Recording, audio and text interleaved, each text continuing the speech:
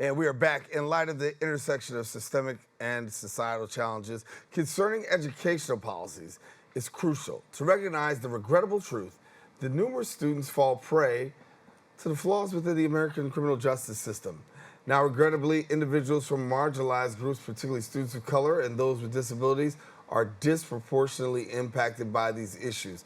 We've got joining with us now award-winning film director and producer of Preschool to Prison, Karen Baptiste, also known as Dr. K. Dr. K, good to have you. Thank you. I'm glad to have you having this conversation. Thank you for having me. No, it's a joy to have you and a joy to really talk about some of the work that you're doing. And so when we talk about the film, obviously a long time coming, and you're out there now. Talk to us about this film. Well, so the film is a short documentary that really tells the story about what the education system is like in the United States and what the disproportionalities are for children of color and children with special needs, irrespective of race. Right. And what we find is that in this country is that the school to prison pipeline is not a new phenomenon. And what I did was really focus on, hold on, it's not just the school to prison pipeline, but it's the preschool to prison pipeline. And the reason we focused on preschool was because we found that the school to prison pipeline just became another phrase where people say, yeah, that happens, and maybe those kids need to be there, and they don't really, you have some people advocating, you do have groups out there that are fighting against the school to prison pipeline, but we need more voices and more activism around it. Also, what I've found is that when you say the school to prison pipeline, you have an image in your head, right? And that image is usually of a child that is tall, right, that is older. And so when we start thinking about our youth, we often might think like, well, what did they do wrong? Maybe they need to be going to jail, right? That's what we think. But when you say preschool to prison, you get another image in your mind. Exactly. You don't see that tall child in your head. You don't see that. What you see is a little child. You automatically start thinking preschool, 4 years old, right? Which is about the age, and some kids come in at 2.9. So that's where we really wanted to focus on the zero tolerance policies that are used in schools to justify suspensions and expulsions for minor infractions. I'm not talking about crime. Right, you're talking about minor stuff. We are not talking about crime. We don't even address crime in the documentary. We are solely focused on non-criminal behaviors, right? With things where kids have been kicked out of school because of their hair. There was a story about 2 months ago with the young man in Texas who was kicked out of school because he has locks. I have locks. Right? And so can you imagine, I'm kicked out of school in 2023 when that happened. We're still kicking kids out of school for their hair. We've had kids restrained, dragged, and arrested in this country for crying too much on a carpet, not doing homework. Young lady was arrested during COVID for not doing homework. Another young lady was arrested for typing too much in the chat on Zoom. You know, these are the kind of things that we're addressing, not crime. So looking at that, right, and you're coming into this, and here you are directing this film and finding these things out. Anything really take you by surprise in the midst of filming? You know, I try to continuously remain surprised. And the reason I say that is because if I'm no longer surprised, that means I start to become desensitized. And I don't want to become desensitized. I want to remain centered in these stories. I want to continue to humanize the people who trust us enough to share their stories with us. And most of it is not surprising. What comes up more for me is disgust, right? Anger, but not surprise. I was a special education teacher. Having worked in the system for almost 2 decades now, I've seen a lot. I've worked with educators across 32 states now. I've seen this in mass. It's not just here, right? It's everywhere. And when you talk about seeing it everywhere, obviously, I want to say it's disheartening, right? To see it. Yeah. You think that you're living isolated sometimes. You want it to be isolated. You want it to be, hey, this is just over here. But as you travel around, now you're seeing it more and more. Right. What is the takeaways that you're getting from audiences who are recognizing now that this is more than just an isolated occurrence. I was thinking back to George Floyd, the time when George Floyd's murder was taking place. Will Smith was saying, no, this didn't change, it's just now on film. Exactly. It's just That's now on exactly. film. And the reaction we've been getting has been overwhelmingly positive.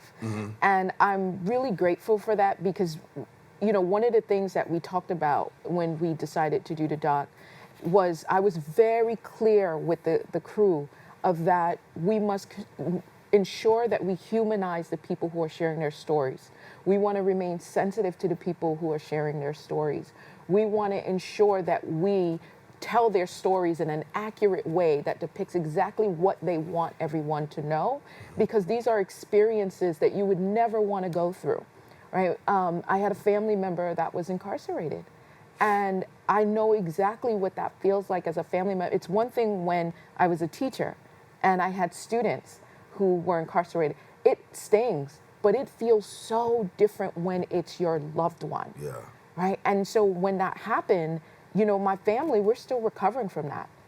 My brother will never be the same after that. And so if I can bring awareness to this, which is what one of my goals, right, are to bring that awareness, but also the action. It can't just be awareness, but now that we're aware, what is the action? What are we going to do about it? Because we have too many children, right, that are going through. And in fact, a report showed that in 2021, only 7% of student arrests was for violent crimes. Only 7%. But we focus on that. Right? And people try to... That becomes sensationalized. Exactly. Right. And people want to muddy this movement around dismantling the preschool to prison pipeline for that 7%, when this is not even talking about violent crimes, right? We're strictly talking about nonsensical things that have been identified in schools as being a reason to remove students and suspend them or expel them, which is just completely ridiculous. So for viewers out there that has the opportunity to see the documentary, Yeah. How do they go about doing that? So right now we're actually still in our film festival circuit run. We have been in film festivals for less than a year. So for a year we've been doing our run. We actually have 3 screenings this month, so people can follow us online. Definitely go to Preschool to Prison Doc on Instagram. We actually post there where we're screening. We do have a screening coming up on Sunday in Vero Beach, Florida. Okay. We also have another screening coming up this month in Westchester, Pennsylvania, which is 30 minutes outside of Philly. And we've gotten a lot of requests over there. And then we do have another one coming up at the end of this month, the last weekend in this month, and that's going to be in Dubuque, Iowa. So, yeah, so we're really excited about where the film is going and how it's transcending across demographics and race, because this really is a serious issue. And if we don't take care of our children, who are our most precious asset, just think about what will life look like for us 5, 10, 15 years from now. Yeah, getting behind that lens Yes. and being out there to shoot obviously is to bring home the story. Yes. But it's also advocacy attached to it. Absolutely. So let's unpack this for a minute, because the advocacy that comes with the work that you do. Yes, yes. A lot of the advocacy, I've always been an advocate.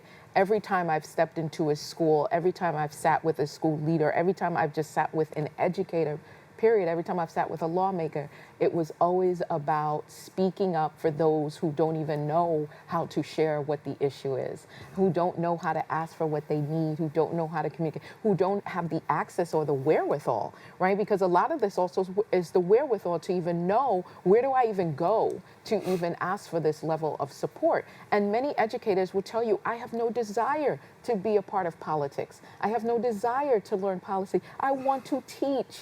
Right? Like, you think about the joy and the excitement of teaching, like you come in because you want to make a difference, right? And that's what educators will always tell you, I want to make a difference. They're not coming in to change policy, but you then think, thank goodness there are people like me and other organizations who really are about that and out in the front lines and saying, we are willing to do that for you, and we really do need to do something different.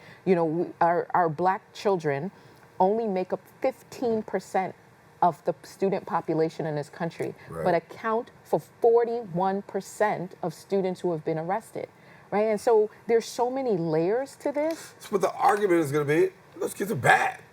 And your work has found? It's not that the kids are bad. Kids need guidance. Kids need structure. We're not talking about, again, we're not talking about crime.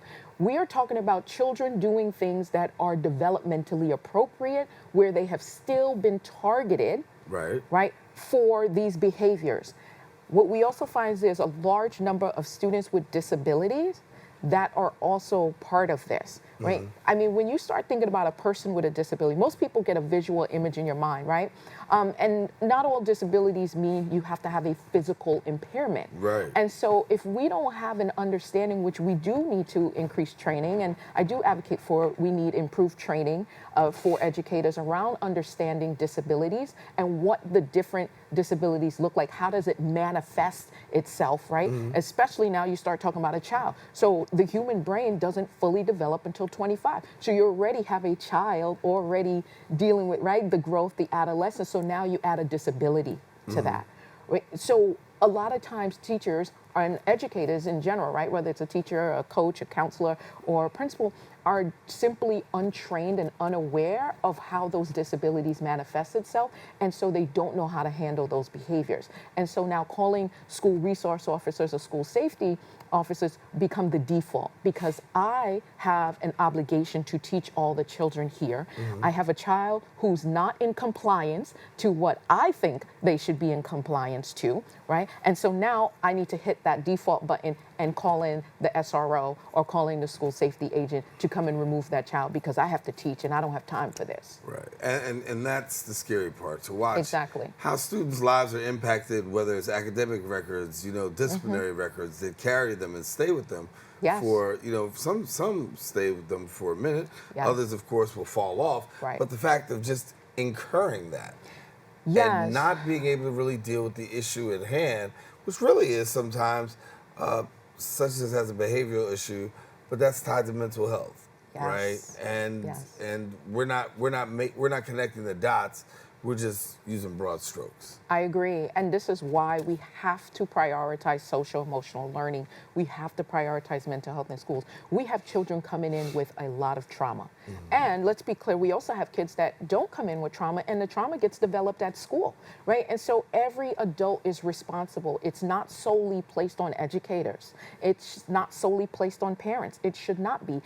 Both have to come together and work together. We really have to take a whole child approach. We cannot ignore the traumas, because that also is going to manifest itself in the child's behavior.